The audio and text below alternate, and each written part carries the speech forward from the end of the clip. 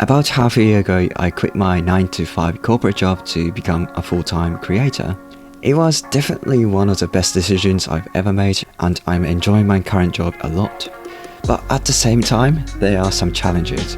For example, being your own boss is great, but it's hard to keep yourself disciplined and get things done. But after a while, I finally have a solid daily routine where I can be adequately productive. So in this video, I want to show you my daily routine and my typical day as a full-time creator here in Tokyo. Every morning, Alexa wakes me up at 7:30 with some gentle piano music. The first thing I do is to make a cup of coffee, and while enjoying the coffee, I check my to-do list and build a schedule for the day. I usually organize my schedule in Sorted since it has automatic time blocking feature, which I find incredibly useful. With just one tab, you can build a solid schedule for yourself. Now, when I build my schedule, I always have creative tasks in the morning and have admin tasks in the afternoon. This is based on the idea of maker time and manager time by Paul Graham. Essentially, it's more productive to have big chunk of time for your creative work in the morning, while batching all of your admin tasks like replying to emails and meetings in the afternoon. Once I made my schedule, I journal for 10 minutes and write about things like what I'm grateful for and brain dump things in my head to clear my mind. Gratitude exercises like this may sound silly, but I personally find it really helpful to keep myself modest and positive. It's a great way to start your day. Now I start working according to my schedule.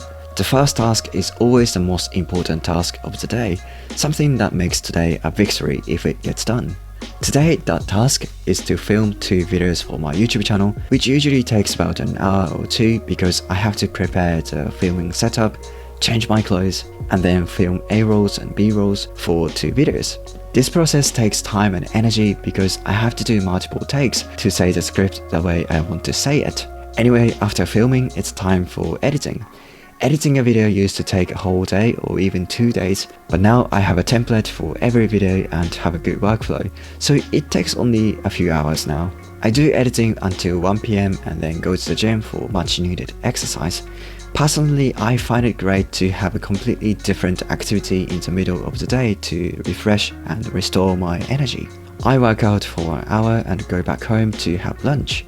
This is actually my first meal of the day. That's because I do 18-hour fasting every day where I eat only between 2 PM and 8 PM.